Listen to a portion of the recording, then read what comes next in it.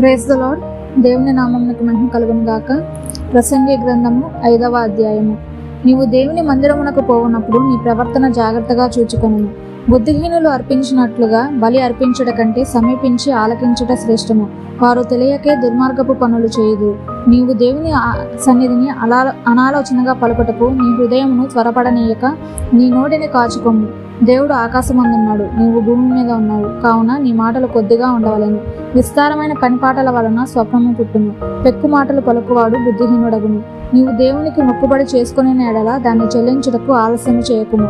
బుద్ధిహీనుల యందు ఆయనకి ఇష్టము లేదు. నీవు మొక్కుకొని దాన్ని చెల్లించుము. నీవు మొక్కుకొని చెల్లింపకుండుట కంటే మొక్కుకొనకుండుటయే మేలు. నీ దేహమును శిక్షకు లోపర్చున్నంత పని నీ నోటి వలన జరగనీయకుము. అది పొరపాటు చేత జరిగినని దూత ఎదుట చెప్పకుము. నీ మాటల వలన దేవునికి కోపం పుట్టించి నీవేళ నీ కష్టమును వ్యర్థపరచుకునేదవు. అధికమైన స్వప్నములను మాటలను నిష్ప్రయోజనములు. నీ మట్టుకు నీవు దేవుని యందు భయభక్తులు కలిగి ఉండుము. ఒక రాజ్యమందు బీదలను బాధించుటయు ధర్మమును న్యాయమును బలత్కారము చేత మీరుటయు నీకు కనబడిన ఎడల దానికి ఆశ్చర్యపడకుము.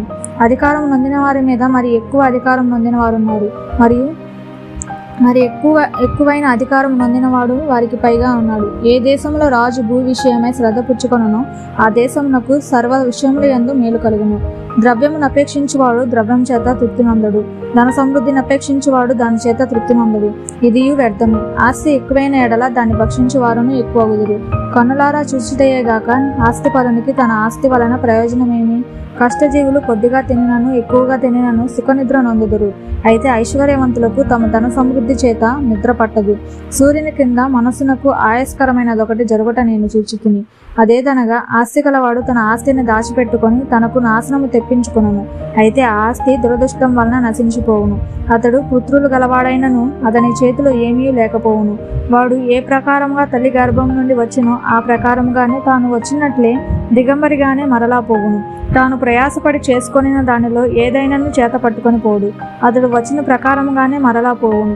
గాలికి ప్రయాసపడి సంపాదించిన దాని వలన వానికి లాభమేమి? ఇదియు మనసునకు ఆయాసకరమైనదే. తన దినములన్నీ అతడు చీకటిలో భోజనము చేయును. అతనికి వ్యాకులమును రోగమును అసహ్యమును కలుగును. మరియు కోరదగినదిగాను చూడముచ్చట అయినదిగాను నాకు కనబడినది ఏదనగా, దేవుడు తనకు నియమించిన ఆయుష్కాల దినములన్నీ ఒకడు అన్నపానములు పుచ్చుకొనుచు తన కష్టార్జితమంతటి వలన క్షేమముగా బ్రతుకుచుండటయే. ఇదియే వానికి భాగ్యము. మరియు దేవుడు ఒకనికి ధనధాన్య సమృద్ధిని ఇచ్చి దాని యందు తన భాగము అనుభవించుటకును అన్నపానములు పుచ్చుకొనుటకు తన కష్టార్జితమందు సంతోషించుటకును వీలు కలుగజేసిన ఎడల అతనికి ఆ స్థితి దేవుని ఆశీర్వాదం వలన కలిగినదనుకొనవలెను. అట్టి వానికి దేవుడు హృదయానందము దయచేసి ఉన్నాడు గనుక అతడు తన ఆయుష్కాల దినములను జ్ఞాపకం చేసుకొనడు.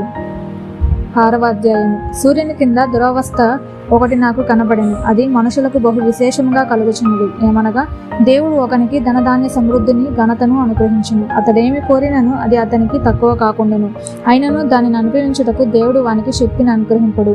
అన్యుడు దానిని అనుభవించును. ఇది వ్యర్థముగాను గొప్ప దురవస్థగాను కనబడుచున్నది. ఒకడు 100 మంది పిల్లలను కని దీర్ఘాయుష్మంతుడై క్షయకాలము జీవించినను అతడు సుఖానుభవం నెరగకయు తగిన రీతిగా సమాధి చేయబడకయు నుండిన ఎడల వాని గతి కంటే పడిపోయిన పిండం యొక్క గతి మేలని నేను అనుకొనుచున్నాను. అది లేమిడితో వచ్చి చీకటిలోనికి పోవును.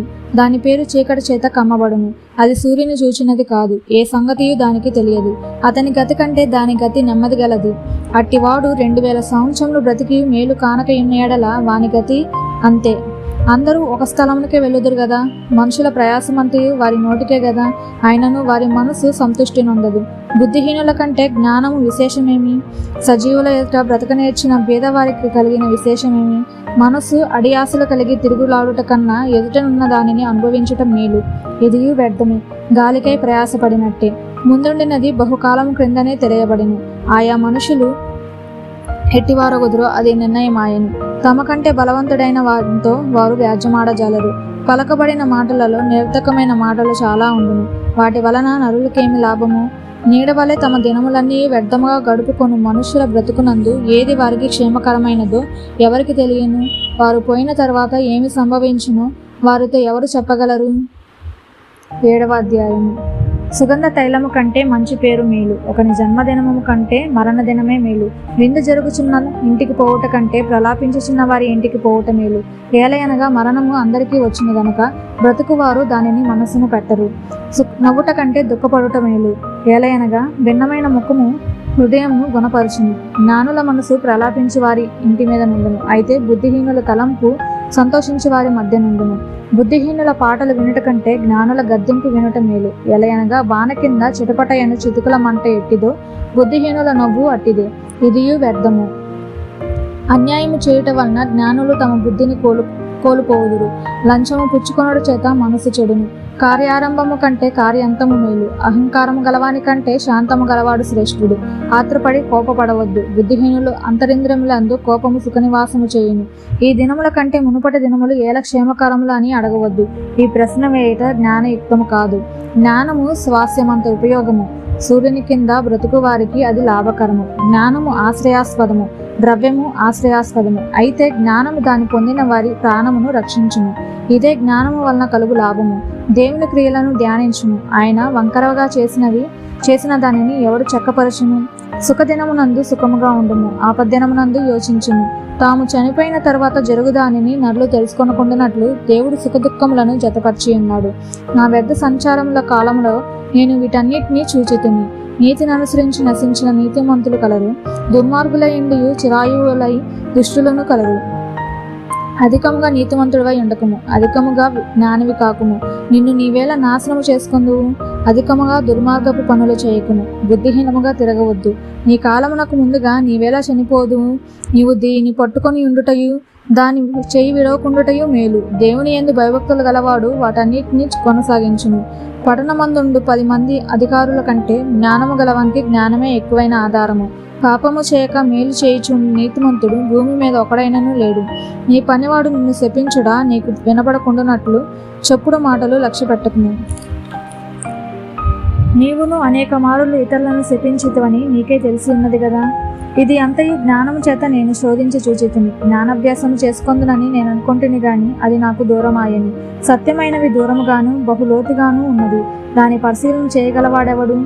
వివేచించుటకును పరిశోధించుటకును జ్ఞానాభ్యాసము చేయుటకే సంగతుల యొక్క హేతువులను తెలుసుకొనుటకును భక్తిహీనత బుద్ధిహీనత అనియు బుద్ధిహీనత వెరితనమనియు గ్రహించుటకును రూఢి చేసుకుని నా మనసు నిలిపితిని.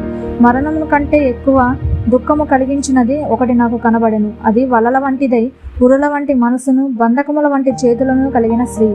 దేవుని దృష్టికి మంచివారైన వారు దాన్ని తప్పించుకొందరు గాని పాపాత్ములు దాని వలన పట్టబడుదురు. సంగతుల హేతువ ఏమైనది కనుగొనుటకై నేను ఆయా కార్యములను తరచి చూడగా ఇది నాకు కనబడనని ప్రసంగినైన నేను చెప్పుచున్నాను. అయితే నేను తరచి చూచినను నాకు కనబడినది ఒకటి ఉన్నది. అదేదనగా 1000 మంది పురుషులలో నేను ఒకరిని చూచితిని గాని అంతమంది స్త్రీలలో ఒకతిని చూడలేదు. ఇది ఒకటి మాత్రము నేను కనుగొంటిని, ఏమనగా దేవుడు నరులను యథార్థవంతులుగా పుట్టించను గాని వారు వివిధమైన తంత్రములు కల్పించుకొని ఉన్నారు. 8వ అధ్యాయము. జ్ఞానులతో సములైన వారెవరు? జరుగువాటి భావము ఎరిగిన వారెవరు? మనుషుల జ్ఞానము వారి ముఖమునకు తేజస్సునిచ్చును, దాని వలన వారి మూఢతనము మార్చబడును. నీవు దేవునికి ఒట్టు పెట్టుకొంటివని జ్ఞాపకము చేసుకొని రాజుల కట్టడకు లోబడమని నేను చెప్పుచున్నాను. రాజుల సముఖము నుండి అనాలోచనగా వెళ్ళకము, వారు తాము కోరినదల్లా నెరవేర్చుదురు గనుక దుష్కార్యంలో పాలుపుచ్చుకొనకము. రాజుల ఆజ్ఞ అధికారం గలది, నీవు చేయి పని ఏమని రాజుతో చెప్పగలవాడెవడు? ధర్మమును ఆచరించి వారికి కీడేమీ సంభవింపదు. సమయము వచ్చిననియు న్యాయం జరుగుననియు జ్ఞానుల మనసున తెలుసుకొందురు.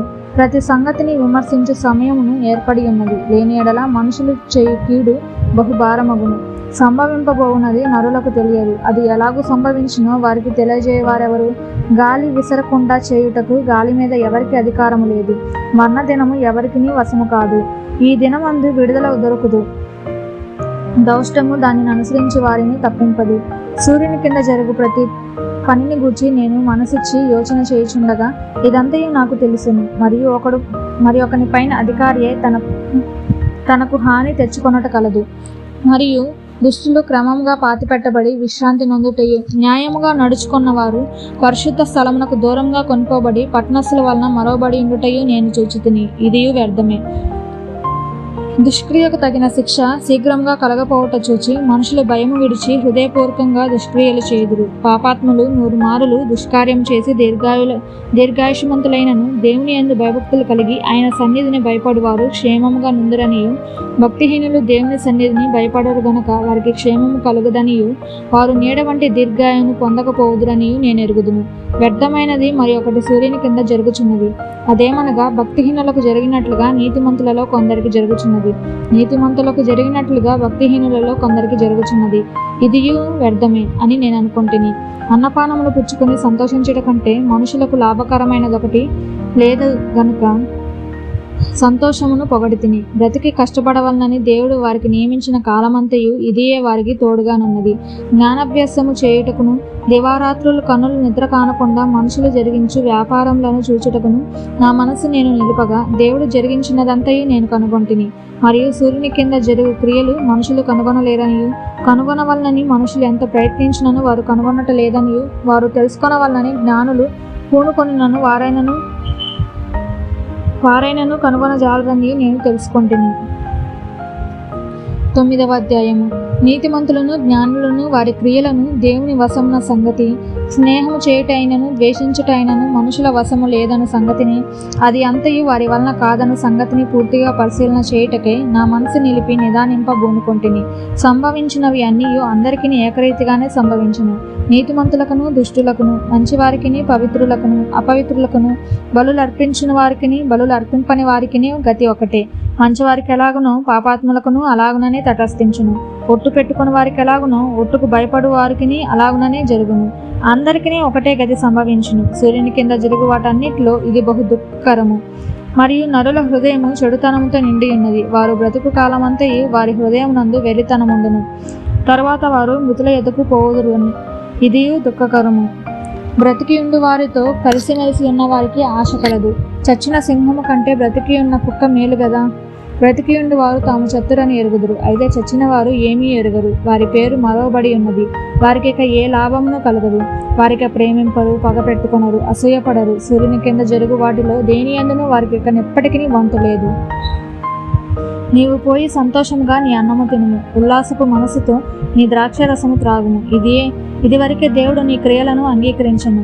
ఎల్లప్పుడూ తెల్లని వస్త్రములు ధరించుకొనుము, నీ తలకు నూనె తక్కువ చేయకుము. దేవుడు నీకు దయచేసిన వ్యర్థమైన నీ ఆయుష్కాలమంతయు నీవు ప్రేమించు నీ భార్యతో సుఖించుము. నీ వ్యర్థమైన ఆయుష్కాలమంతయు సుఖించుము.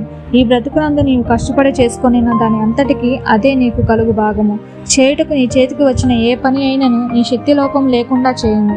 నీవు పోవు పాతాళమందు పని అయినను ఉపాయమైనను తెలివైనను జ్ఞానమైనను లేదు. మరియు నేను ఆలోచింపగా సూర్యుని కింద జరుగుచున్నది నాకు తెలియబడింది. వాడి గలవారు పరుగులో గెలవరు, బలము గలవారు యుద్ధమునందు విజయమొందరు. జ్ఞానము గలవారికి అన్నము దొరకదు, బుద్ధిమంతులగొట్ట వలన ఐశ్వర్యము కలగదు, తెలివి గల వారికి అనుగ్రహము దొరకదు. ఇవన్నీ అదృష్టం వశము చేతనే కాలవశము చేతనే అందరికీ కలుగుచున్నవి. తమ కాలము ఎప్పుడు వచ్చినో నరులు ఎరుగరు.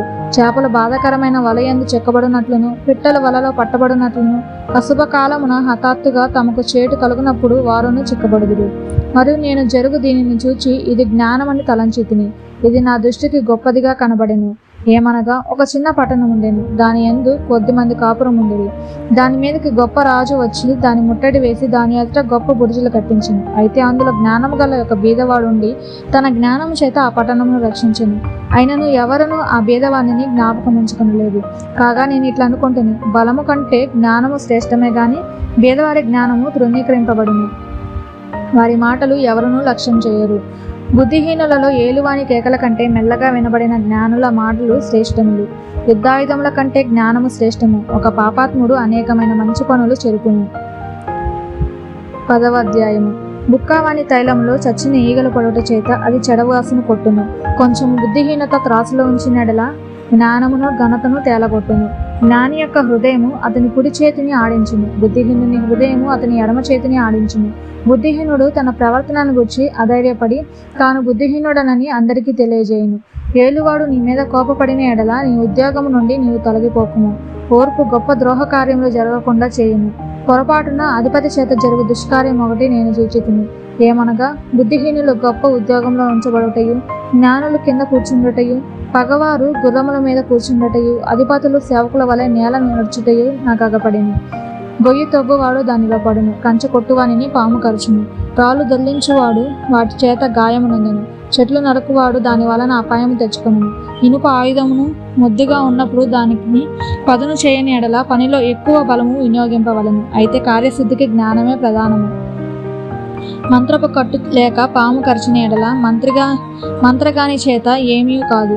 జ్ఞానుని నోటి మాటలు ఇంపుగా ఉన్నవి, అయితే బుద్ధిహీనుని నోరు వానినే మింగివేయును. వాని నోటి మాటల ప్రారంభము బుద్ధిహీనత, వాని పనులకు ముగింపు వెరితనము. కలగబోవునది ఏదో మనుషులు ఎరుగక యుండినను బుద్ధిహీనులు విస్తారంగా మాటలాడుదురు. నరుడు చనిపోయిన తర్వాత ఏమి జరుగునో ఎవరు తెలియజేతురు? ఊరికి పోవు త్రోవ ఎరగని వారే బుద్ధిహీనులు తమ ప్రయాస చేత ఆయాసపడుదురు. దేశమా, దాసుడు నీకు రాజై ఉండుటయు, ఉదయముననే భోజనముకు కూర్చుండి వారు నీకు అధిపతులై ఉండుటయు నీకు అశుభము.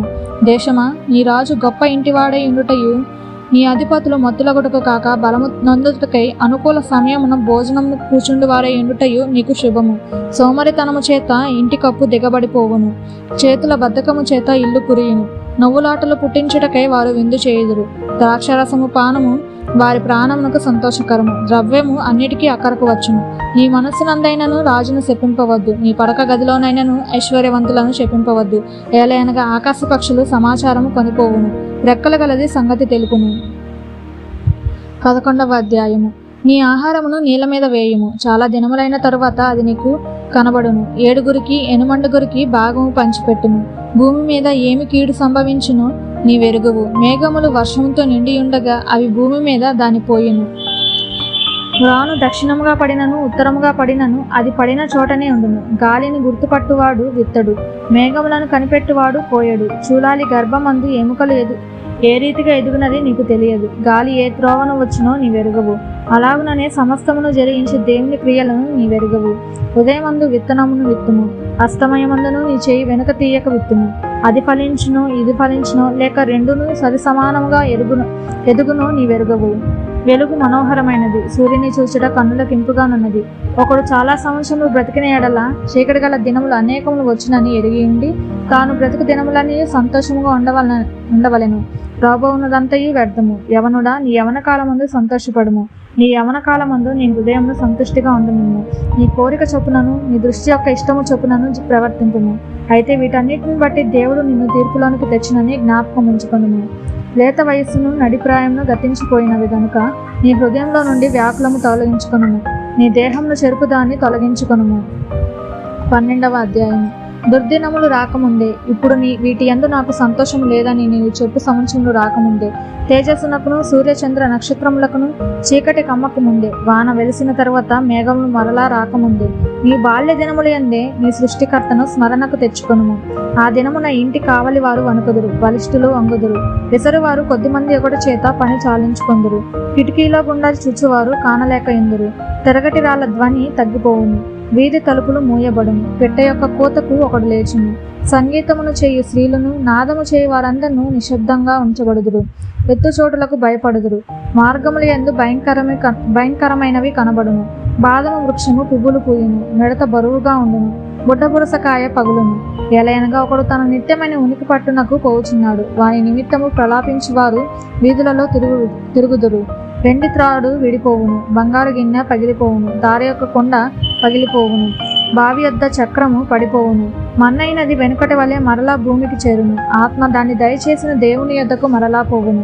సమస్తము వ్యర్థమని ప్రసంగి చెప్పుచున్నాడు, సమస్తము వ్యర్థము. ప్రసంగి జ్ఞాని అయి ఉండని, అతడు జ్ఞానులకు జ్ఞానము బోధించెను.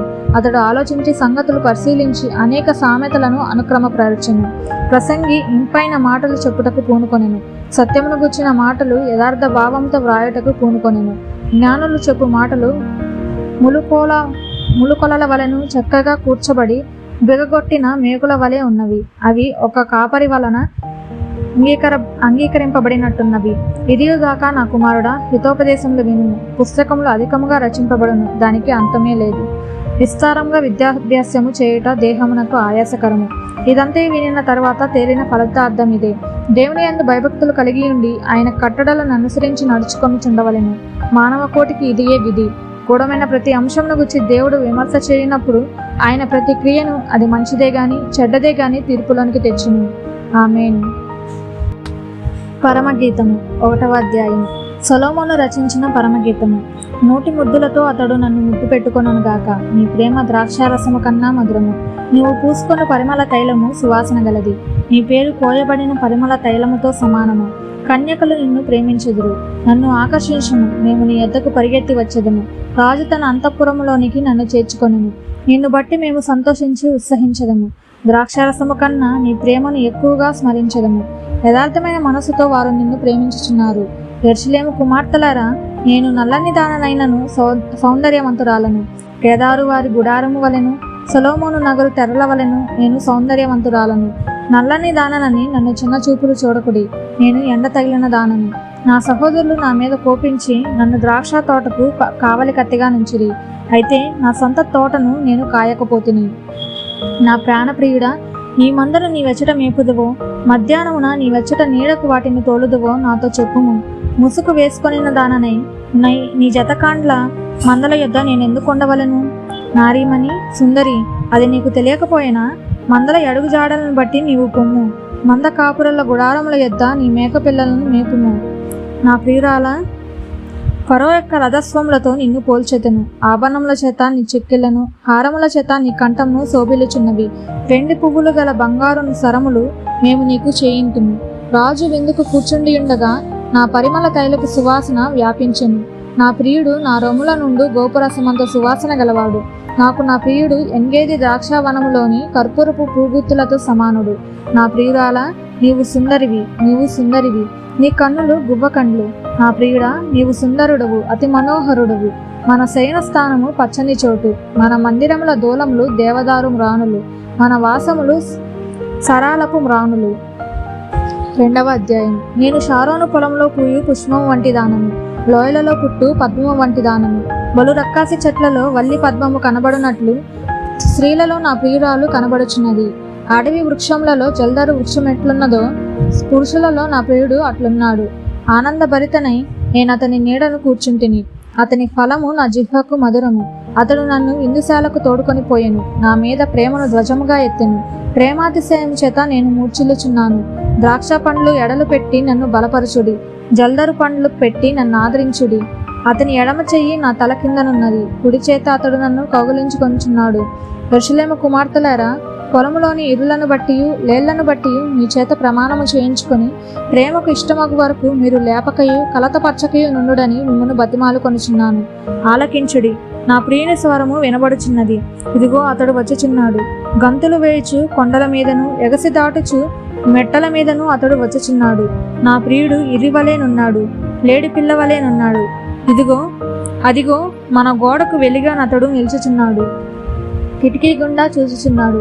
కిటికీ కంతగుండా తొంగి చూచుచున్నాడు. ఇప్పుడు నా ప్రియుడు నాతో మాట్లాడుచున్నాడు.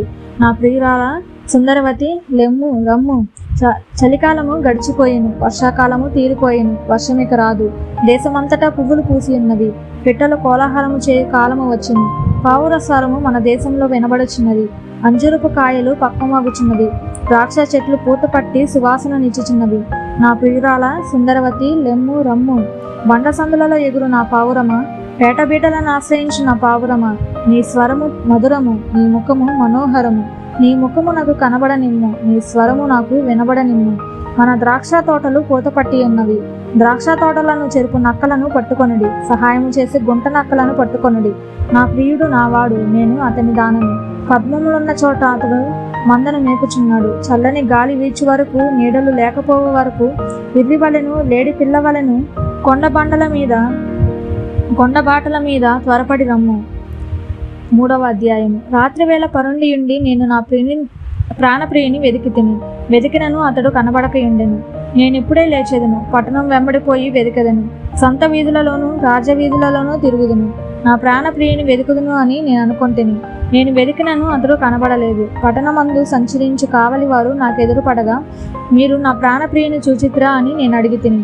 నేను వారిని విడిచి కొంత దూరము పోగా నా ప్రాణప్రియుడు నాకెదురు పడెను. వదిలిపెట్టక నేను అతని పట్టుకొంటిని. నా తల్లి ఇంటికి అతని తోడుకొని వచ్చి తిని. నన్ను కన్న దాని ఎర్రలోనికి తోడుకొని వచ్చి తిని. యెరూషలేము కుమార్తెలారా, పొలములోని ఇరులను బట్టి లేళ్లను బట్టి మీ చేత ప్రమాణము చేయించుకొని లేచుటకు ప్రేమకు ఇష్టమగు వరకు మీరు లేపకయు కలతపరచకయు నుండుడని నేను మిమ్మను బతిమాలు కొనుచున్నాను. ధూపస్తంభము వలె అరణ్య మార్గంగా వచ్చి ఇది ఏమి? గోపరసముతోను సాంబ్రాణితోను వర్తకులము వివిధమైన సుగంధ చున్నములతోనూ పరిమళించుచు వచ్చు ఇది ఏమి? ఇదిగో సొలొమోను పల్లకి వచ్చిచున్నది. 60 మంది శూరులు దానికి పరివారము. వారు ఇశ్రాయేలీయులలో పరాక్రమశాలులు. వారందరూ ఖడ్గదారులు, యుద్ధవీరులు. రాత్రి భయము చేత వారు ఖడ్గము ధరించి వచ్చుచున్నారు. లెబానోను మ్రానుతో మంచము ఒకటి సొలొమోను రాజు తనకు చేయించుకొని ఉన్నాడు. దాని స్తంభములు వెండిమయములు, దాని పాదములు స్వర్ణమయములు, దాని మెత్తలు ధృమ వర్ణ వస్త్రముతో చేయబడెను. ప్రేమను సూచించు విచిత్రమైన కుట్టుపనితో యెరూషలేము కుమార్తెలు దాని లోపలి భాగమును అలంకరించిరి. సియోను కుమార్తెలారా, వేంచేయుడి, కిరీటము ధరించిన సొలొమోను రాజును చూడుడి. వివాహ దినమున అతని తల్లి అతనికి పెట్టిన కిరీటము చూడుడి. ఆ దినము అతనికి బహు సంతోషకరము. 4వ అధ్యాయము. నా ప్రియురాలా, నీవు సుందరివి. నీ ముసుకు గుండా నీ కన్నులు గువ్వ కన్నుల వలె కనబడుచున్నవి. నీ తల వెంట్రుకలు గిలాదు పర్వతము మీది మేకమందను పోలియున్నది. నీ పలువరస కత్తెర వేయబడినవియు కడగబడి అప్పుడే పైకి వచ్చినవినైనా జోడు జోడు పిల్లలు కలిగి ఒకదానినైనను పోగొట్టుకొనక సుఖముగానున్న గొర్రెల కదుపులను పోలియున్నది. నీ పెదవులు ఎరుపు నూలును పోలియున్నవి. నీ నోరు సుందరము. నీ ముసుగు గుండా నీ కన్నతలు విచ్చిన దాడిమ ఫలము వలె నగపడుచున్నవి. జయసూచకముల నుంచుటకై దావీదు కట్టించిన గోపురముతోనూ 1000 డాలులను శూరుల కవచములన్నీయును వేలాడు ఆ గోపురముతోనూ నీ కందరము సమానము. నీ ఇరుకుచములు ఒక జింక పిల్లలై తామరలో మేయు కవలను పోలియున్నది. ఎండ చల్లారి నీడలు జరిగిపోవు వరకు గోపురస పర్వతములకు సాంబ్రాణి పర్వతములకు నేను వెళ్ళెదను. నా ప్రియురాలా, నీవు అధిక సుందరివి. నీ యందు కలంకమేదియూ లేదు. ప్రాణేశ్వరి, లెబానోను విడిచి నాతో కూడా రమ్ము. అమాన పర్వతపు శిఖరము నుండి, సేనీరు హెర్మోనుల శిఖరము నుండి, సింహగ్రవ్యముల నుండి, గుహలు గల కొండలపై నుండి నీవు కిందికి చూచెదవు. నా సహోదరి ప్రాణేశ్వరి, నీవు నా హృదయమును వశపరుచుకొంటివి. ఒక చూపుతో నా హృదయమును వశపరుచుకొంటివి. నీ హారములలో ఒకదాని చేత నన్ను వశపరుచుకొంటివి. సహోదరి ప్రాణేశ్వరి, నీ ప్రేమ ఎంత మధురము! ద్రాక్షారసము కన్నా నీ ప్రేమ ఎంత సంతోషకరము! నీవు పూసుకొని పరిమళ తైలముల వాసన సకల గంధవర్గముల కన్నా సంతోషకరము. ప్రాణేశ్వరి, నీ పెదవులు తేనెలలో కూర్చున్నట్టున్నవి.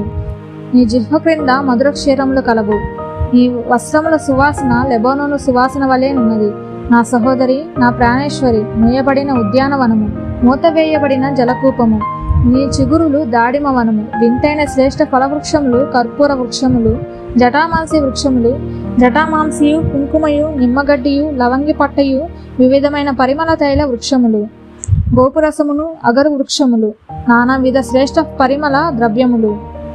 నా సహోదరి, నా ప్రాణేశ్వరి, నీవు ఉద్యాన జలాశయము, ప్రవాహ జలకూపము, లెబానోను పర్వత ప్రవాహము, ఉత్తర వాయువు ఏతెంచుము, దక్షిణ వాయువు వేంచేయుము. నా ఉద్యాన వనము మీద విసరుడి, దాని పరిమళమును వ్యాపింపజేయుడి. నా ప్రియుడు తన ఉద్యాన వనమునకు వేంచేయునుగాక, తనకిష్టమైన ఫలములనతడు భుజించునుగాక. 5వ అధ్యాయము. నా సహోదరి ప్రాణేశ్వరి, నా ఉద్యానవనముకు నేను ఏతెంచుతిని. నా జటామాంసిని, నా గంధవర్గములను కూర్చుకొంచున్నాను. తేనెయు తేనెపట్టును భుజించుచున్నాను. క్షీరసహిత ద్రాక్షారసము పానము చేయుచున్నాను. నా సకురాల, భుజించుడి, రెస్సగా పానము చేయుడి. స్నేహితులారా, పానము చేయుడి. నేను నిద్రించితేనే గాని నా మనసు మేలుకొని ఉన్నది. నా సహోదరి, నా ప్రియురాల, నా పావురమ, నిష్కలంకురాల, ఆలకింపుము. నా తల మంచునకు తడిసినది, నా తల వెంట్రుకలు రాత్రి కురి చినుకులకు తడిసినవి. నాకు తలుపు తీయమనుచు నా ప్రియుడు వాకిలి తడ్డుచున్నాడు. నేను వస్త్రము తీసివేసి తిని, నేను మరలా దాన్ని ధరింపనేలా? నా పాదములు కడుగుకొంటిని, నేను మరలా వాటిని మురికి చేయనేలా? తలుపు సందులో నా ప్రియుడు చెయ్యి ఉంచగా నా అంతరంగము అతని ఎడల జాలికొనింది. నా ప్రియునికి తలుపు తీయలేచి తిని, నా చేతుల నుండి నా వేళ్ల నుండి జటామాంసి గడియల మీద స్రవించును. నా ప్రియునికి నేను తలుపు తీయనంతలో అతడు వెళ్ళిపోయాను. అతని మాట వినడంతోనే నా ప్రాణము సమసిల్లెను. నేను అతన్ని వెదికినను అతడు కనబడకపోయాను. నేను పిలిచినను అతడు పలుకలేదు. పట్టణంలో కావలివారు నాకెదురుపడి నన్ను కొట్టి గాయపరచిరి. ప్రాకారము మీద కావలివారు నా పై వస్త్రమును దొంగిలించిరి. యెరూషలేము కుమార్తెలారా, నా ప్రియుడు మీకు కనబడిన ఎడల ప్రేమాతిశయము చేత నీ ప్రియురాలు మూర్ఛిల్లెనని మీరు అతనికి తెలియజేయనట్లు నేను మీ చేత ప్రమాణము చేయించుకొందును. స్త్రీలలో అధిక సుందరి వగుదానా, వేరు ప్రియుని కన్నా నీ ప్రియుని విశేషమేమి? నీవు మా చేత ప్రమాణము చేయించుకొనుటకు వేరు ప్రియుని కన్నా నీ ప్రియుని విశేషమేమి? నా ప్రియుడు ధవలవర్ణుడు, రత్నవర్ణుడు, 10,000 మంది పురుషులలో అతని గుర్తింపవచ్చును.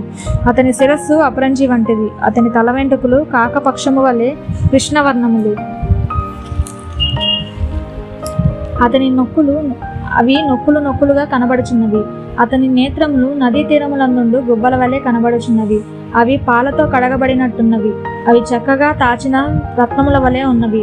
అతని చెక్కిళ్ళు పరిమళ పుష్పస్థానములు, సుగంధ వృక్షముల చేత శోభిల్లు ఉన్నత భూభాగములు.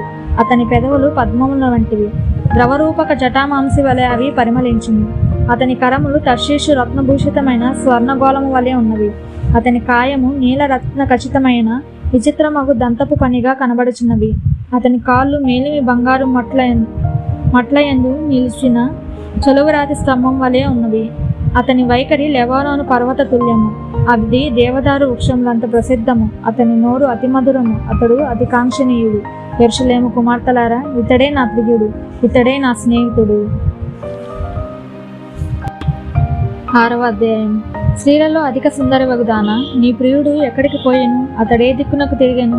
మనము పోయి ఇతని వెదుకుదము రమ్ము. ఉద్యానవనమునందు మేపుటకు పద్మములను ఏరుకొనుటకు నా ప్రియుడు తన ఉద్యానవనమునకు పోయెను, పరిమళ పుష్పస్థానమునకు పోయెను. నేను పద్మములలో మేపుచున్న నా ప్రియుని దానును, అతడు నావాడు, నా సఖి. నీవు తిస్సా పట్టణం వలె సుందరమైన దానవు, యెరూషలేమంత సౌందర్యవంతురాలవు. టెక్కములనెత్తిన సైన్యము వలె భయము పుట్టించు దానవు. నీ కనుదృష్టి నా మీద ఉంచకుము, అది నన్ను వశపరచుకొనును. నీ తల వెంట్రుకలు గిలాదు పర్వతం మీది మేకల మందను పోలియున్నవి.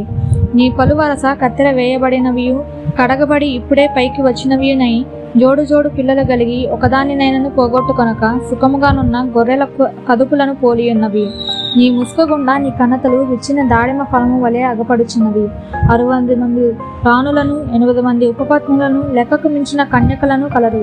నా పావురము, నా నిష్కలంకురాలు ఒకతే. ఆమె తన తల్లికి ఒకతే కుమార్తె, కన్న తల్లికి ముద్దు బిడ్డ. స్త్రీలు దాన్ని చూచి ధన్యురాలందరూ, రాణులను ఉపపత్నులను దాన్ని పొగడుదురు. సంధ్యారాగము చూపట్టుచుచు చంద్రబింబం అంత అందము గలదే, సూర్యుని అంత స్వచ్ఛమును కలలను గలదే. పుహ్య సహిత సమభీకర రూపిణి యగు ఈమె ఎవరు? లోయలోని చెట్లు ఎట్లున్నవో చూచుటకు ద్రాక్షవల్లులు చిగిర్చినవో లేదు, దాడిమ వృక్షములు పూతపట్టినవో లేదో చూచుటకు నేను అక్షోట వృక్షోధాన్యమునకు వెళ్ళితిని. తెలియకయే నా జనులలో గనులగు వారి రథములను నేను కలుసుకొంటిని. షూలమ్మితి, రమ్ము రమ్ము, మేము నిన్ను ఆశతీరా చూచుటకై తిరిగి రమ్ము. షూలమ్మితి యందు మీకు ముచ్చట పుట్టించినదేది? ఆమె మహానయము నాటకమంత వింతైనదా? 7వ అధ్యాయము. రాజకుమార పుత్రిక, నీ పాదరక్షలతో నీవెంత అందముగా నడుచుచున్నావు. నీ ఉరుములు శిల్పకారి చేసిన ఆభరణ సూత్రముల వలె ఆడుచున్నవి. నీ నాభి దేశము మండలాకార కలశము, సమ్మలిత ద్రాక్షారసము దాని యందు వెలితి పడకుండును గాక. నీ గాత్రము పద్మాలంకృత గోధుమ రాశి, నీ ఇరుకుచములు జింకపిల్లలై తామరలో వేయు ఒక కవలను పోలియున్నవి. నీ కందరము దంత గోపుర రూపము, నీ నేత్రములు జనపూర్ణమైన హెష్బోను పట్టణముననున్న 2 తాటకములతో సమానములు. నీ నాసిక దమస్కు దిక్కునకు చూచు లెబానోను శిఖరముతో సమానము. నీ శిరస్సు కర్మేలు పర్వత రూపము, నీ తల వెంట్రుకలు ధ్రుమ వర్ణము గలవి. రాజు వాటి యుంగరముల చేత బద్ధుడగుచున్నాడు. నా ప్రియురాల, ఆనందకరమైన వాటిలో నీవు అతి సుందరమైన దానవు, అతి మనోహరమైన దానవు. నీవు తాళవృక్షమంత తిన్నని దానవు. నీ కుచములు గెలల వలెనున్నవి. తాళవృక్షము నెక్కుదననుకొంటిని, దాని శాఖలను పట్టుకొందుననుకొంటిని. నీ కుచములు ద్రాక్ష గెలల వలెనున్నవి. నీ శ్వాస వాసన జల్దరు ఫల సువాసన వలెనున్నది. నీ నోరు శ్రేష్ఠ ద్రాక్షారసముల వలెనున్నది. ఆ శ్రేష్ఠ ద్రాక్షారసము నా ప్రియునికి మధుర పానీయము, అది నిద్రితుల ఎదరములను ఆడజేయును. నేను నా ప్రియుని దానను, అతడు నా యందు ఆశాబద్ధుడు. నా ప్రియుడా, లెమ్ము రమ్ము, మనము పల్లెలకు పోదుము, గ్రామసీమలలో నివసింతుము. పెందలకడ లేచి ద్రాక్ష వనములకు పోదుము. ద్రాక్ష బలులు చిగురించెనో లేదో, వాటి పువ్వులు వికసించెనో లేదో, దాడిమ చెట్లు పూతపట్టెనో లేదో చూతము రమ్ము. అచ్చటనే నా ప్రేమ సూచనలు నీకు చూపెదను. పుత్రదాత వృక్షము సువాసన ఇచ్చుచున్నది. నా ప్రియుడా, నేను నీ కొరకు దాచి ఉంచిన నానావిధ శ్రేష్ఠ ఫలములు పచ్చివియు పండివియు మా ద్వారబంధముల మీద వేలాడుచున్నవి. 8వ అధ్యాయము. నా తల్లి యొద్ద సస్యపానము చేసిన ఒక సహోదరుని వలె నీవు నా ఎడల నుండిన ఎంత మేలు. అప్పుడు నేను బయట నీకు ఎదురై ముద్దులిడుదును, ఎవరునూ నన్ను నిందింపరు. నేను నీకు మార్గదర్శనవుదును, నా తల్లి ఎంట చేర్చుకుందును. నీవు నాకు ఉపదేశము చెప్పుదువు. సంబార సమ్మిళిత ద్రాక్షారసమును నా దాడిమ ఫల రసమును నేను నీకిత్తును. అతని ఎడమ చెయ్యి నా తల క్రిందనున్నది, అతని కుడి చెయ్యి నన్ను కౌగలించుచున్నది. యెరూషలేము కుమార్తెలారా, లేచుటకు ప్రేమకు ఇచ్చపుట్టు వరకు లేపకయు కలతపరచకి నుండుమని నేను మీ చేత ప్రమాణము చేయించుకుందును.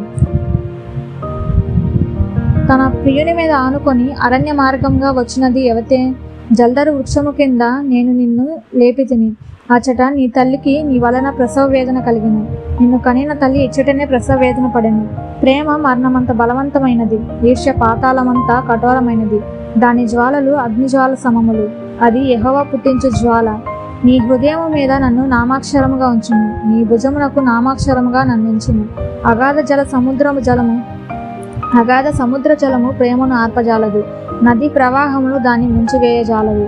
ప్రేమకై ఒకడు తన స్వాస్యమంతా ఇచ్చినను తిరస్కారంతో అతడు త్రోసివేయబడును. మాకొక చిన్న చెల్లెలు కలదు, దానికి ఇంకనూ వయసు రాలేదు. వివాహ కాలం వచ్చినప్పుడు మేము దాని విషయమై ఏమి చేయుదుము? అది ప్రాకారము వంటి దాయన, మేము దానిపైన వెండి గోపురం ఒకటి కట్టుదుము. అది కవాటము వంటి దాయన, దేవదారు రాణుతో దానికి అడ్డులను కట్టుదుము. నేను ప్రాకారము వంటి దాననైతిని, నా కుచములు దుర్గములాయను. అందువలన అతని దృష్టికి నేను క్షేమము నొందిన దాననైతిని. బయలు హామోనునందు సొలొమోనుకు ఒక ద్రాక్షావనము కలదు, అతడు దానిని కాపులకిచ్చెను. దాని ఫలములకు వచ్చుబడిగా ఒక్కొక్కడు 1000 రూపాయలు తేవలెను. నా ద్రాక్షావనము నా వశముననున్నది. సొలొమోను, ఆ 1000 రూపాయలు నీకే చెల్లును. దానిని కాపు చేయు వారికి 200 వచ్చును. ఉద్యానవనములలో పెంచబడిన దానా, నీ చెలికత్తెలు నీ స్వరము వినగోరుదురు, నన్నును దానిని విననిమ్ము. నా ప్రియుడా, త్వరపడుము, లఘువైన విరివలే ఉండుము. గంధవర్గ వృక్షము పర్వతము మీద గంతులు వేయు లేడి పిల్లవలే ఉండుము. ఆమేన్. యెషయా గ్రంథము 1వ అధ్యాయము. ఉజ్జియా, యోతాము, ఆహాజు, హిజ్కియా అను యూదారాజుల దినములలో యూదాను గూర్చి యెరూషలేమును గూర్చి ఆమోజు కుమారుడగు యెషయాకు కలిగిన దర్శనము. యెహోవా మాట్లాడుచున్నాడు. ఆకాశమా ఆలకించుము, భూమి చెవియొగ్గుము. నేను పిల్లలను పెంచి గొప్పవారిగా చేసి తిని, వారు నా మీద తిరగబడి ఉన్నారు. ఎద్దు తన కామాందు నెరుగును, గాడిద సొంతవాన్ని దొడ్డి తెలుసుకొనును. ఇశ్రాయేలుకు తెలివి లేదు, నా జనులు యోచింపరు. పాపిష్టి జనమా, దోషభరితమైన ప్రజలారా, దుష్ట సంతానమా, చెరుపు చేయు పిల్లలారా, మీకు శ్రమ. వారు యెహోవాను విసర్జించి ఉన్నారు, ఇశ్రాయేలు యొక్క పరిశుద్ధ దేవుని దూషింతురు. ఆయనను విడిచి తొలగిపోయి ఉన్నారు. నిత్యము తిరుగుబాటు చేయొచ్చు, మీరేలా ఇంకనూ కొట్టబడుదురు. ప్రతివాడు నడినెత్తిని వ్యాధి కలిగి ఉన్నాడు, ప్రతివాని గుండె బలహీనమాయెను. అరికాలు మొదలుకొని తల వరకు స్వస్థత కొంచెమైనను లేదు. ఎక్కడ చూసినను గాయములు, దెబ్బలు, పచ్చిపుండ్లు. అవి పిండబడలేదు, కట్టబడలేదు, తైలముతో మెత్తన చేయబడలేదు. మీ దేశము పాడైపోవును, మీ పట్టణంలో అగ్నిచేత కాలిపోవును. మీ ఎదుటినే అన్యులు మీ భూమిని తినివేయుచున్నారు. అన్యులకు తటస్థించు నాశనం వలె అది పాడైపోయెను. ద్రాక్ష తోటలలోని గుడిసె వలెను, దోసపాదులలోని పాక వలెను, ముట్టడి వేయబడిన పట్టణం వలెను సియోను కుమార్తె విడవబడి ఉన్నది. సైన్యములకు అధిపతి యెహోవా బహు కొద్దిపాటి శేషము మనకు నిలుపని ఎడల మనము సొదొమ వలె నుందుము, గొమొర్రాతో సమానముగా ఉందుము. సొదొమ న్యాయాధిపతులారా, యెహోవా మాట ఆలకించుడి. గొమొర్రా జనులారా, మన దేవుని ఉపదేశమునకు చెవియొగ్గుడి. యెహోవా సెలవిచ్చిన మాట ఇదే. విస్తారమైన మీ బలులు నాకేలా? దహన బలులకు పొట్టేళ్లను, బహుగా మేపిన దూడల క్రొవ్వును నాకు వెక్కసమాయెను. కోడల రక్తమందైనను, గొర్రెపిల్లల రక్తమందైనను, మేకపోతుల రక్తమందైనను నాకు ఇష్టము లేదు. నా సన్నిధిని కనబడవలనని మీరు వచ్చుచున్నారే. నా ఆవరణంలో త్రొక్కుటకు మిమ్మను రమ్మన్నవాడెవడు? మీ నైవేద్యము వ్యర్థము, అది నాకు అసహ్యము పుట్టించు ధూపార్పణము, దాని నికను తేకుడి. అమావాస్యయు విశ్రాంతి దినమును సమాజకూట ప్రకటనయు జరుగుచున్నవి. పాపులు గుంపు కూడిన ఉత్సవ సమాజమును నేను ఓర్చజాలను. మీ అమావాస్య ఉత్సవములను, నియామక కాలములను నాకు హేయములు, అవి నాకు బాధకరములు. వాటిని సహింపలేక విసిగి ఉన్నాను. మీరు మీ చేతులు చాపునప్పుడు మిమ్మల్ని చూడక నా కన్నులు కప్పుకొందును. మీరు బహుగా ప్రార్థన చేసినను నేను వినను. మీ చేతులు రక్తంతో నిండి ఉన్నవి. మిమ్మల్ని కడుగుకొనుడి, శుద్ధి చేసుకొనుడి. మీ దుష్క్రియలు నాకు కనబడకుండా వాటిని తొలగింపుడి. కీడు చేయటం మానుడి, మేలు చేయ నేర్చుకొనుడి. న్యాయమును జాగ్రత్తగా విచారించుడి. హింసింపబడు వారిని విడిపించుడి. తండ్రి లేని వానికి న్యాయం తీర్చుడి. విధవరాలి పక్షముగా వాదించుడి. యెహోవా ఈ మాట సెలవిచ్చుచున్నాడు, రండి, మన వివాదము తీర్చుకుందుము. మీ పాపములు రక్తము వలె ఎర్రనివైనను అవి హిమ వలె తెల్లబడును. కెంపు వలె ఎర్రనివైనను అవి గొర్రెబొచ్చు వలె తెల్లని వగును. మీరు సమ్మతించిన మాట వినిన ఎడల మీరు భూమి యొక్క మంచి పదార్థములను అనుభవింతురు. సమ్మతింపకు తిరగబడిన ఎడల నిశ్చయంగా మీరు కత్తిపాలగుదురు. యెహోవా ఇలాగుననే సెలవిచ్చి ఉన్నాడు, అయ్యో, నమ్మకమైన నగరము వేసే ఆయనే, అది న్యాయంతో నిండి ఉండెను, నీతి దానిలో నివసించెను. ఇప్పుడైతే నరహంతకులు దానిలో కాపురం ఉన్నారు. నీ వెండి మష్టాయను, నీ ద్రాక్షారసము నీళ్లతో కలిసి చెడిపోయెను. నీ అధికారులు ద్రోహులు, దొంగల సహవాసులు. వారందరూ లంచము కోరుదురు, బహుమానముల కొరకు కనిపెట్టుదురు. తండ్రి లేని వారి పక్షమున న్యాయం తీర్చరు, విధవరాండ వ్యాజ్యమును విచారించరు. కావున ప్రభువును, ఇశ్రాయేలు యొక్క బలిష్ఠుడును, సైన్యములకు అధిపతి యొక్క యెహోవా ఇలాగున అనుకొనుచున్నాడు, ఆహా, నా శత్రువులను గురించి నేనికను ఆయాసపడను. నా విరోధుల మీద నేను పగ తీర్చుకొనును. నా హస్తము నీ మీద పెట్టి క్షౌరము వేసి నీ మష్టును నిర్మూలము చేసి నీలో కలిసిన తరంగమును తీసివేసేదను. మొదట నుండినట్లు నీకు న్యాయాధిపతులను మరలా ఇచ్చేదను. ఆదిలో నుండినట్లు నీకు ఆలోచనకర్తలను మరలా నియమించదును. అప్పుడు నీతిగల పట్టణమనియు నమ్మకమైన నగరమనియు నీకు పేరు పెట్టబడును. సియోనుకు న్యాయము చేతను, తిరిగి వచ్చిన దాని నివాసులకు నీతి చేతను విమోచనము కలుగును. అతిక్రమము చేయువారును పాపులను నిశ్శేషముగా నాశనమగుదురు. యెహోవాను విసర్జించువారు లయమగుదురు. మీరు ఇచ్చేయించిన మస్తకి వృక్షములను గుచ్చి వారు సిగ్గుపడుదురు. మీకు సంతోషకరములైన తోటలను గుచ్చి మీ ముఖములు ఎరబారును. మీరు ఆకులు వాడు మస్తకి వృక్షము వలెను, నీరు లేని తోట వలెను అగుదురు. బలవంతులు నారు పీచు వలె నుందురు, వారి పని అగ్నికణము వలె ఉండును. ఆర్పు వాడెవను లేక వారును వారి పనియు బొత్తిగా కాలిపోవును. 2వ అధ్యాయము. యూదాను గూర్చి యెరూషలేమును గూర్చి ఆమోజు కుమారుడైన యెషయాకు దర్శనం వలన కలిగిన దేవోక్తి. అంత్యదినములలో పర్వతముల పైన యెహోవా మందిర పర్వత శిఖరమున స్థిరపరచబడి కొండల కంటే ఎత్తుగా ఎత్తబడును. ప్రవాహం వచ్చినట్టు సమస్త అన్యజనులు దానిలోనికి వచ్చెదరు. ఆ కాలమున సియోన్లో నుండి ధర్మశాస్త్రము, యెరూషలేములో నుండి యెహోవా వాక్కు బయలువెళ్ళును. జనములు గుంపులు గుంపులుగా వచ్చి యాకోబు దేవుని మందిరమునకు, యెహోవా పర్వతమునకు మనం వెళ్ళుదము రండి, ఆయన తన మార్గములను విషయమే మనకు బోధించును, మనం ఆయన త్రోవలలో నడుతుమని చెప్పుకొందురు. ఆయన మధ్యవర్తి అయి అన్యజనులకు న్యాయము తీర్చును, అనేక జనములకు తీర్పు తెచ్చును. వారు తమ ఖడ్గములను నాగటి నక్కులుగాను తమ ఈటలను మచ్చికత్తులుగాను సాగగొట్టుదురు. జనం మీదకి జనము ఖడ్గమెత్తక ఉండును. యుద్ధము చేయ నేర్చుకుంటే ఇక మానివేయును. యాకోబు వంశస్థులారా రండి, మనము యెహోవా వెలుగులో నడుచుకుందుము. యాకోబు వంశము ఈ జనము తూర్పున నుండిన జనుల సాంప్రదాయములతో నిండుకొని ఉన్నారు. వారు ఫిలిస్తీయుల వలె మంత్ర ప్రయోగము చేయుదురు, అన్యులతో సహవాసము చేయుదురు గనుక నీవు వారిని విసర్జించి ఉన్నావు. వారి దేశము వెండి బంగారములతో నిండి ఉన్నది, వారి ఆస్తి సంపాద్యముకు మితి లేదు. వారి దేశము గుర్రములతో నిండి ఉన్నది, వారి రథములకు మితి లేదు. వారి దేశము విగ్రహములతో నిండి ఉన్నది. వారు తమ చేతి పనికి తాము వేళ్లతో చేసిన దానికి నమస్కారము చేయుదురు. అల్పులు అనద్రొక్కబడుదురు, గనులు తగ్గింపబడుదురు. కాబట్టి వారిని క్షమింపకము. యెహోవా భీకర సన్నిధి నుండి, ఆయన ప్రభావ మహత్యము నుండి బండ బీటులలోనికి దూరుము. మంటిలో దాగి ఉండుము. నరుల అహంకార దృష్టి తగ్గింపబడును, మనుషుల గర్వము అనగదొక్కబడును. ఆ దినమున యెహోవా మాత్రమే ఘనత వహించును. అహంకారాతిశయం గల ప్రతిదానికిని, ఔన్నత్యము గల ప్రతిదానికిని విమర్శించు దినము ఒకటి సైన్యములకు అధిపతి యెహోవా నియమించి ఉన్నాడు. 10 ఎకరముల ద్రాక్ష తోట ఒక కుంచెడు రసం ఇచ్చును. అవి అనగద్రొక్కబడును. ఔన్నత్యము కలిగి అతిశయించు లెబానోను దేవదారు వృక్షములన్నిటికీ, బాషాను సింధూర వృక్షములన్నిటికీ, ఉన్నత పర్వతములన్నిటికీ, ఎత్తైన మెట్లన్నిటికీ, ఉన్నతమైన ప్రతి గోపురమునకును, బురుజులు గల ప్రతి కోటకును, తర్షీషు ఓడలన్నిటికీ, రమ్యమైన విచిత్ర వస్తువులను కన్నిటికీ ఆ దినము నియమింపబడి ఉన్నది. అప్పుడు నరుల అహంకారము అనగద్రొక్కబడును, మనుషుల గర్వము తగ్గింపబడును. ఆ దినమున యెహోవా మాత్రమే ఘనత వహించును. విగ్రహములు బొత్తిగా నశించిపోవును. యెహోవా భూమి భూమిని గజగజ వణికింపలేచినప్పుడు ఆయన భీకర సన్నిధి నుండి ఆయన ప్రభావ మహత్యము నుండి మనుషులు కొండల గుహలలో దూరుదురు, నేల బొరేలలో దూరుదురు. ఆ దినమున యెహోవా భూమిని గజగజ వణికింపలేచినప్పుడు ఆయన భీకర సన్నిధి నుండి ఆయన ప్రభావ మహత్యము నుండి కొండల గుహలలోను బండబీటులలోను దూరవలనన్న ఆశతో నరులు తాము పూజించుటకై చేయించుకొనిన వెండి విగ్రహములను సువర్ణ విగ్రహములను ఎలుకలకును గబ్బిలములకును పారవేయుదురు. తన నాసికా రంధ్రములలో ప్రాణము కలిగి నరుని లక్ష్య పెట్టకుము. వానిని ఏ విషయంలో ఎన్నిక చేయవచ్చును?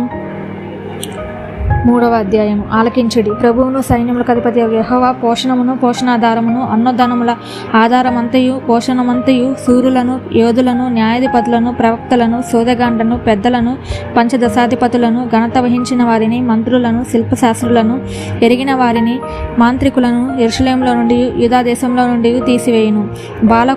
బాలకులను వారికి అధిపతులుగా నియమించును. వారు బాలశ్రేష్టలు చేసి జనులను ఏలెదరు. ప్రజలలో ఒకడిట్లను మరొకడట్లను ప్రతివాడు తన పొరుగువానిని ఒత్తుడు చేయును. పెద్దవాని పైన బాలుడును గనుని పైన నీచుడును గర్వించి తిరస్కారంగా నడుచును. ఒకడు తన తండ్రి ఇంట తన సహోదరుని పట్టుకొని, నీకు వస్త్రం కలదు, నీవు మా మీద అధిపతివై ఉందువు, ఈ పాడు స్థలము నీ వశం ఉండనిమ్మను. అతడు ఆ దినమున కేక వేసి, నేను సంరక్షణకర్తగా ఉండనలను, నా ఇంట ఆహారం ఏమీ లేదు, వస్త్రమేమీ లేదు, నన్ను జనాధిపతిగా నియమింపరాదనను. యెరూషలేము పాడైపోయెను, యూదా నాశనమయ్యెను. యెహోవా మహిమగల దృష్టికి తిరుగుబాటు చేయునంతగా వారి మాటలను క్రియలను ఆయనకు ప్రతికూలముగా ఉన్నవి. వారి ముఖ లక్షణమే వారి మీద సాక్ష్యమిచ్చును. తమ పాపమును మరుగు చేయక సొదొమ వారి వలె దాన్ని బయలుపరచుదురు. తమకు తామే వారు కీడు చేసుకొని ఉన్నారు, వారికి శ్రమ. మీకు మేలు కలుగునని నీతిమంతులతో చెప్పుము. వారు తమ క్రియల ఫలము అనుభవింతురు. దుష్టులకు శ్రమ, వారి క్రియల ఫలము వారికి కలుగును. నా ప్రజల విషయమై నేనేమందును? బాలురు వారిని బాధ పెట్టుచున్నారు, స్త్రీలు వారిని ఏలుచున్నారు. నా ప్రజలారా, మీ నాయకులు త్రోవను తప్పించువారు, వారు నీ త్రోవల జాడను చెరిపివేయుదురు.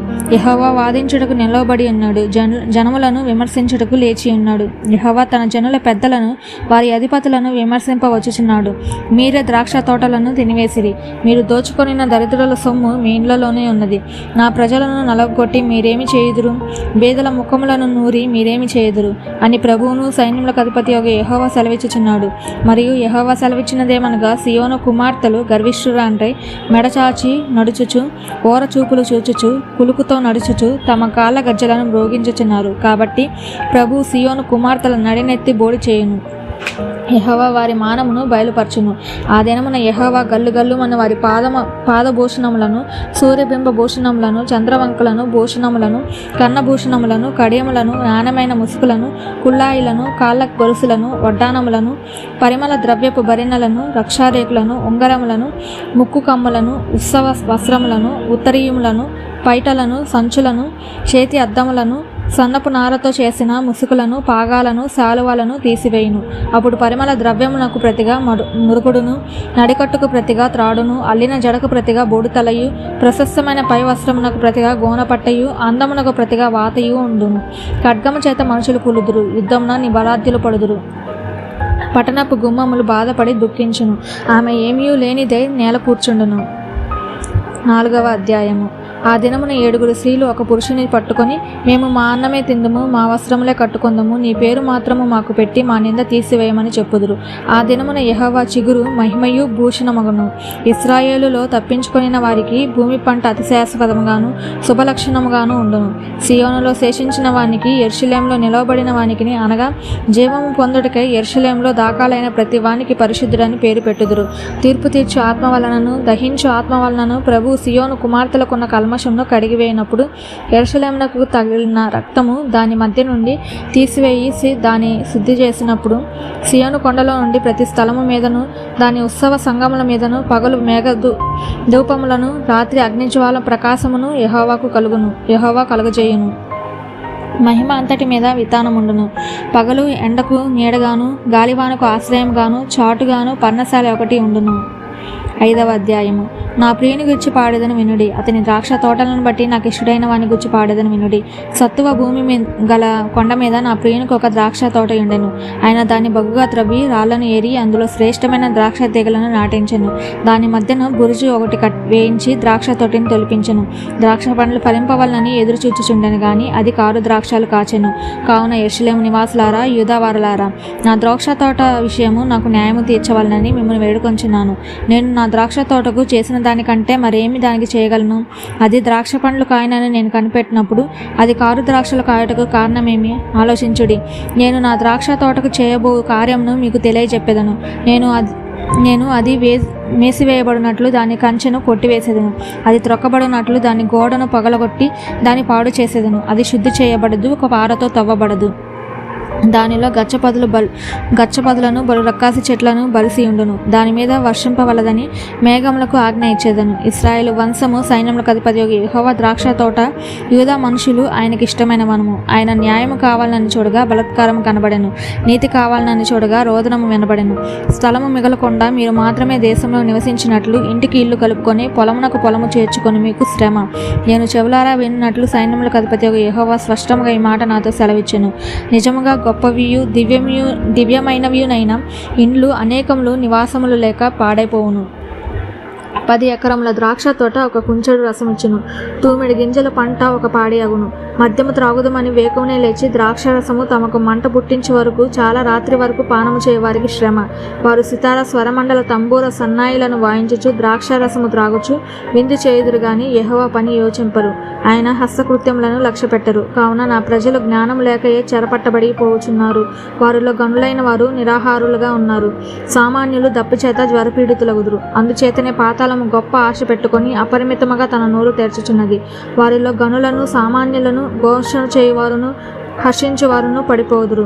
అన్యులు అనగదొక్కబడుదురు, గనులు తగ్గింపబడుదురు, గర్విష్ఠుల చూపు తగ్గును. సైన్యములకు అధిపతి యెహోవాయే తీర్పు తీర్చి మహిమపరచబడును. పరిశుద్ధుడైన దేవుడు నీతిని బట్టి తను పరిశుద్ధపరచుకొనును. అది మేత బీడుగా ఉండును. గొర్రెపిల్లలు అచట మేయును. గర్వించిన వారి బీడు భూమిని విదేశీయులైన కాపర్లు అనుభవింతురు. భక్తిహీనతయును త్రాళ్లతో దోషమును లాగుకొని వారికి శ్రమ. బండి మూకుల చేత పాపమును లాగుకొని వారికి శ్రమ. వారు ఇట్లా అనుకొనుచున్నారు, ఆయనను త్వరపడనిమ్ము, మేము ఆయన కార్యమును చూచున్నట్లు ఆయనను దానిని వెంటనే చేయనిమ్ము. ఇశ్రాయేలు యొక్క పరిశుద్ధ దేవుని ఆలోచన మాకు తెలియబడినట్లు అది మా ఎదుట కనబడనిమ్ము. కీడు మేలనియు, మేలు కీడనియు చెప్పుకొని చీకటి వెలుగనియు, వెలుగు చీకటనియు ఎంచుకుని వారికి శ్రమ. చేదు తీపి అనియు, తీపి చేదనియు ఎంచుకుని వారికి శ్రమ. తమ దృష్టికి తాము జ్ఞానములనియు, తమ ఎన్నికలో తాము బుద్ధిమంతులమనియు తలంచుకున్న వారికి శ్రమ. ద్రాక్షారసము త్రాగుటలో ప్రఖ్యాతి నొందిన వారికి శ్రమ. ద్రాక్షారసము త్రాగుటలో ప్రఖ్యాతి నొందిన వారికిని, మద్యము కలుపుటలో తెగగల వారికిని శ్రమ. వారు లంచం పుచ్చుకొని దుష్టుడు నీతిమంతుడని తీర్పు తీర్చుదురు. నీతిమంతుల నీతిని దుర్నీతిగా కనబడజేయుదురు. సైన్యములకు అధిపతి యెహోవా యొక్క ధర్మశాస్త్రమును నిర్లక్ష్య పెట్టుదురు. ఇశ్రాయేలు యొక్క పరిశుద్ధ దేవుని వాక్కును తృణీకరించుదురు. కాబట్టి అగ్నిజ్వాల కొయ్యకాలను కాల్చివేయునట్లు, ఎండిన గడ్డి మంటలో భస్మమగునట్లు వారు వేరు కుళ్ళిపోవును. వారి పువ్వు ధూళివలె పైకి ఎగిరిపోవును. దానిని బట్టి యెహోవా కోపము ఆయన ప్రజల మీద మండుచున్నది. ఆయన వారి మీదకి తన బాహు చాచి వారిని కొట్టగా పర్వతములు వణుకుచున్నవి.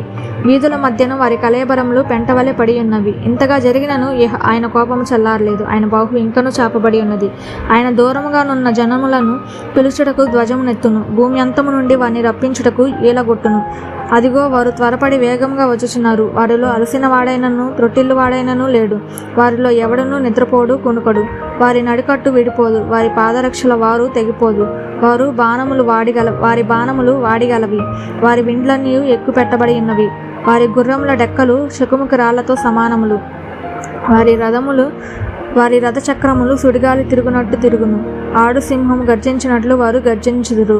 కొదమ సింహం గర్జించినట్లు గర్జన చేయుదురు. వేటను పట్టుకొని అడ్డమేమీ లేకుండా దాన్ని ఎత్తుకొని పోదురు. విడిపింపగలవాడెవన్నూ ఉండడు. వారు ఆ దినమున సముద్ర ఘోష వలె జనముల మీద గర్జన చేయుదురు. ఒకడు భూమిపైన చూడగా అంధకారమును బాధయు కనబడును. అంతటా ఆ దేశం మీద వెలుగు మేఘముల చేత చీకటి ఎగును. 6వ అధ్యాయము. రాజైన ఉజ్జియా మృతి పొందిన సంవత్సరమున అత్యున్నతమైన సింహాసనమందు ప్రభు ఆసీనుడై ఉండగా నేను చూచితిని. ఆయన చొక్కాయి అంచులు దేవాలయమును నిండుకొనెను. ఆయనకు పైగా శరాపులు నిలిచియుండిరి.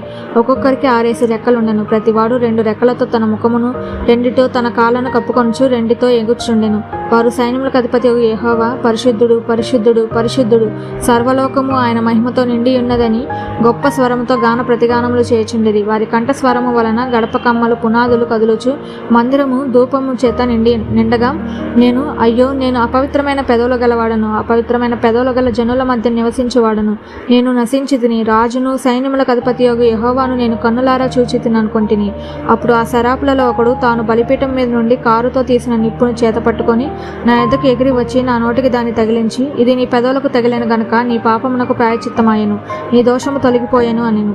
అప్పుడు నేను ఎవని పంపెదను, మా నిమిత్తం ఎవడు పోవునని ప్రభువు సెలవయ్యగా వింటిని. అంతటా నేను చిత్తగించుము, నేనున్నాను, నన్ను పంపుమనగా ఆయన, నీవు పోయి ఈ జనులతో ఇట్లనుము, మీరు నిత్యము వినుచుందురుగానే గ్రహింపకుందరు, నిత్యము చూచుచుందురుగానే తెలుసుకొనకుందరు.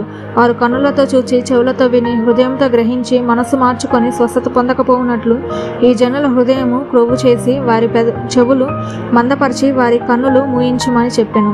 ప్రభువా, ఎన్నాళ్ళ వరకని నేను అడగగా ఆయన, నివాసులు లేక పట్టణములను, మనుషులు లేక ఇండ్లను పాడగు వరకును, దేశం బొత్తిగా బీడగు వరకును యెహోవా మనుషులను దూరముగా తీసుకొని పోయినందున దేశంలో నిర్జనమైన స్థలములు విస్తారమగు వరకును అలాగున జరుగును. దానిలో 10వ భాగము మాత్రం విడవబడినను అదియును నాశనమగును. సింధూర మస్తకి వృక్షములు నరకబడిన తరువాత అది మిగిలి ఇండు మొద్దు వలె ఉండును. అట్టి మొద్దు నుండి పరిశుద్ధమైన చిగురు పుట్టును.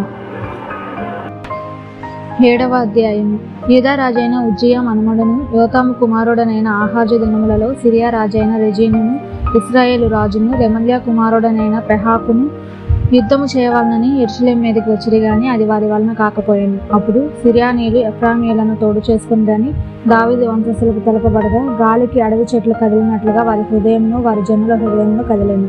అప్పుడు యెహోవా యెషయాతో ఇలాగ సెలవిచ్చెను, ఆహాజును ఎదుర్కొనుటకు నీవును నీ కుమారుడైన షయర్యాషుబును షాకిరేవు మార్గమున పై కోనేటి కాలువ కడకు పోయి అతనితో ఇలాగ చెప్పుము, భద్రము సుమి, నిమ్మలించుము, పొగరాజుచున్న ఈ 2 కొరకంచు కొనలకు అనగా రెజీనును సిరియానీయులను రెమల్యా కుమారుడును అను వారి కోపాగ్నికి జడియకుము, నీ గుండె అవినీయకుము.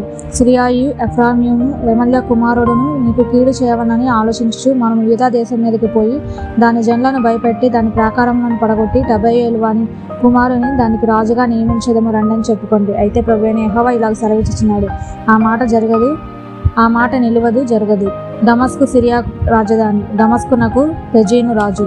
65 సంవత్సరములు కాకమునుపు ఎఫ్రాయిము జనము కాకుండా నాశనమగును. షోమ్రోను ఎఫ్రాయిమునకు రాజధాని, షోమ్రోనునకు రెమల్యా కుమారుడు రాజు. మీరు నమ్మకుండానే ఎడల స్థిరపడక ఇందురు. యెహోవా ఇంకను ఆహాజునకు ఇలాగూ సెలవిచ్చెను, నీ దేవుడైన యెహోవా వలన సూచన అడుగును, అది పాతాళమంత లోతైనను సరే, ఊర్ధ్వలోకమంత ఎత్తైనను సరే. ఆహాజు, నేను అడగను, యెహోవాను శోధింపడని చెప్పగా అతడు ఇలాగ చెప్పాను, దావీదు వంశస్థులారా వినుడి, మనుషులను విసిగించుట చాలని అనుకొని నా దేవుని కూడా విసుకుంతరా? కాబట్టి ప్రభువు తానే ఒక సూచన మీకు చూపును, ఆలకించుడి. కన్యక గర్భవతి కుమారుని కని అతనికి ఇమ్మానుయేల్ అని పేరు పెట్టును. కీడును విసర్జించుటకును మేలును కోరుకొనుటకును అతనికి తెలివి వచ్చినప్పుడు అతడు పెరుగును తేనెను తిన్ను. కీడును విసర్జించుటకును మేలును కోరుకొనుటకును ఆ బాలునికి తెలివి రాకమునుపు నిన్ను భయపెట్టు ఆ 2 రాజులు దేశము పాడు చేయబడును. యెహోవా నీ మీదకిని నీ జనము మీదకిని నీ పితరుల కుటుంబపు వారి మీదకిని శ్రమ దినములను ఎఫ్రాయిము యూదా నుండి తొలగిన దినము మొదలుకొని నేటి వరకు రాని దినములు రప్పించును. ఆయన అష్షూరు రాజును నీ మీదకి రప్పించును. ఆ దినమున ఐగుప్తు నదుల అంతమందున్న జోరీగలను అష్షూరు దేశంలోని కందిరీగలను యెహోవా ఏలగొట్టి పిలుచును.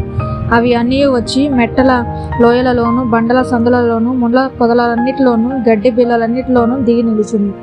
ఆ దినమున యెహోవా నది యూఫ్రటీసు అద్దరి నుండి కూలికి వచ్చి మంగళ కత్తి చేతను అనగా అష్షూరు రాజు చేతను తల వెంట్రుకలను కాళ్ళ వెంట్రుకలను క్షౌరము చేయించును. అది గడ్డము కూడాను గీచివేయును. ఆ దినమున ఒకడు ఒక చిన్న ఆవును 2 గొర్రెలను పెంచుకొనగా అవి సమృద్ధిగా పాలిచ్చినందున అతడు పెరుగు తినును. ఏలయనగా ఈ దేశంలో విడవబడిన వారందరూ పెరుగు తేనెలను తిందురు.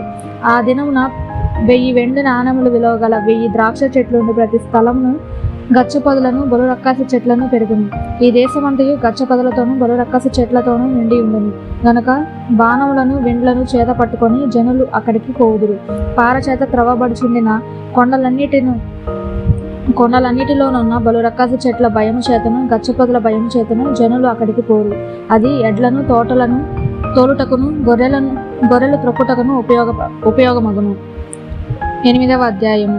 మరియు యెహోవా నీవు గొప్ప పలక తీసుకొని మహేర్షాలెల్ హచ్బజ్ అను మాటలు సామాన్యమైన అక్షరములతో దాని మీద వ్రాయము. నా నిమిత్తము నమ్మకమైన సాక్ష్యము పలుకుటకు యాజకుడైన ఊరియాను హెబెర్క్యాయును కుమారుడైన జకర్యాను సాక్షులుగా పెట్టెదనని నాతో చెప్పగా, నేను ప్రవక్త యొద్దకు పోతిని. ఆమె గర్భవతి కుమారుని కనుక యెహోవా అతనికి మహేర్షాలాల్ హచ్బజ్ అని పేరు పెట్టును. ఈ బాలుడు నాయన అమ్మ అని అననేరక మునుపు అషూరు రాజును అతని వారును దమస్కు యొక్క ఐశ్వర్యమును షోమ్రోను దోపుడు సొమ్మును ఎత్తుకొని పోవుదురనెను. మరియు యెహోవా ఇంకను నాతో ఇలాగ సెలవిచ్చెను, ఈ జనులు మెల్లగా పారు షీలోహు నీళ్లు వద్దని చెప్పి రెజీనును బట్టి రెమల్యా కుమారుని బట్టి సంతోషించున్నారు. కాగా ప్రభు బలమైన యూఫ్రటీసు నది విస్తార జలములను అనగా అషూరు రాజును అతని దండంతటిని వారి మీదకి రప్పించును. అవి దాని కాలువలన్నిటి పైగా పొంగి ఒడ్లన్నిటి మీదను పొర్లిపారును. అవి యూదా దేశంలోనికి వచ్చి పొర్లి ప్రవహించును. అవి కుతికల లోతగును. ఇమ్మానుయేలు పక్షి తన రెక్కల విప్పునప్పటి వలె దాని రెక్కల వ్యాపకమును నీ దేశ వైశాల్యమంతటను వ్యాపించును. జనులారా రేగుడి, మీరు ఓడిపోదురు. దూరదేశస్థులారా మీరందరూ ఆలకించుడి. మీరు నడుమును కట్టుకొనినను ఓడిపోదురు, నడుము కట్టుకొనినను ఓడిపోదురు. ఆలోచన చేసుకొనినను అది వ్యర్థమగును, మాట పలికినను అది నిలవదు. దేవుడు మాతోనున్నాడు.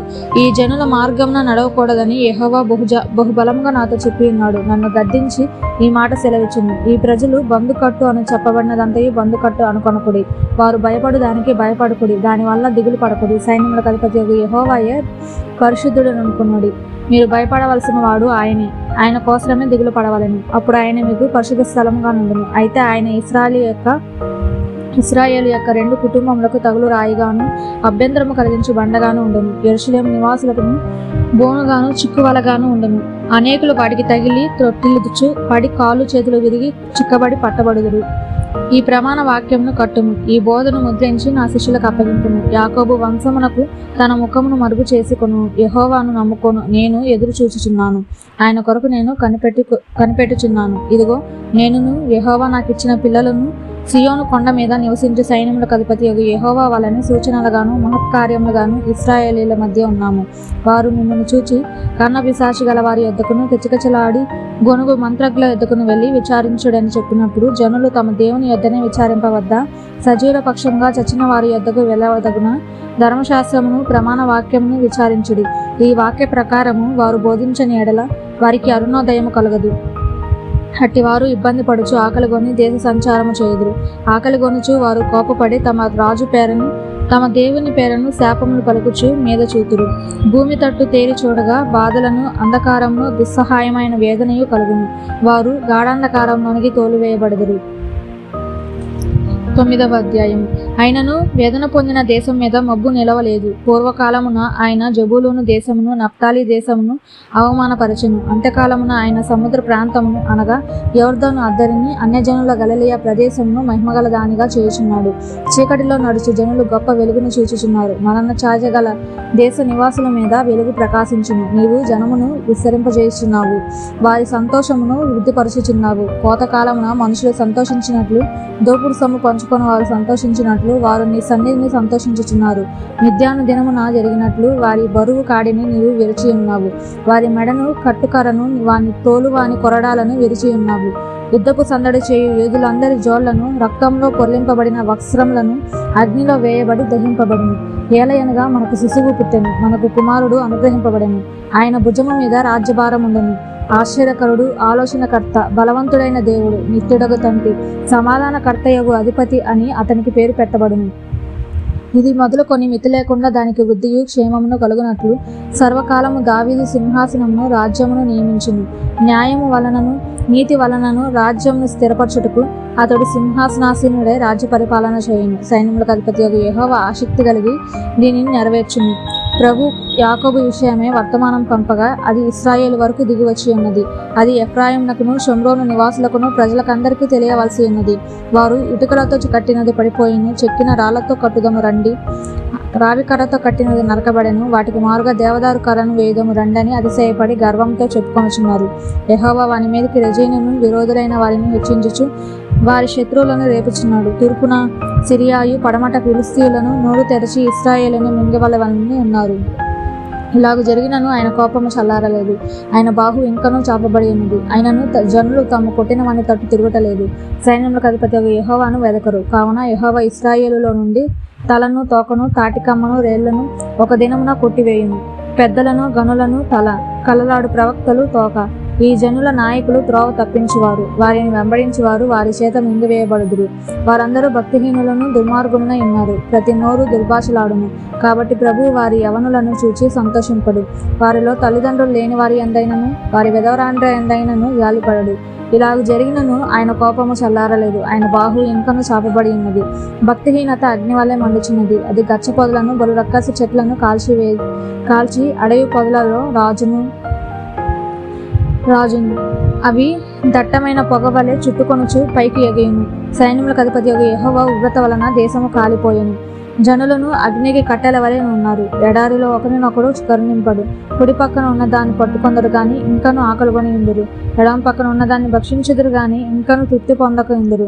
వారిలో ప్రతివాడు తన బాహువును భక్షించును. మనష్షే ఎఫ్రాయిము మనష్షేను భక్షించును. వీరిద్దరూ ఏకీభవించి యూదా మీద పడుదురు. ఇలాగ జరిగినను ఆయన కోపము చల్లారలేదు, ఆయన బాహువు ఇంకను చాపబడి ఉన్నది. ఆమేన్. సమస్త మహిమ ఘనత ప్రభావములు యేసయ్య నామమునకే కలుగును గాక. ఆమేన్.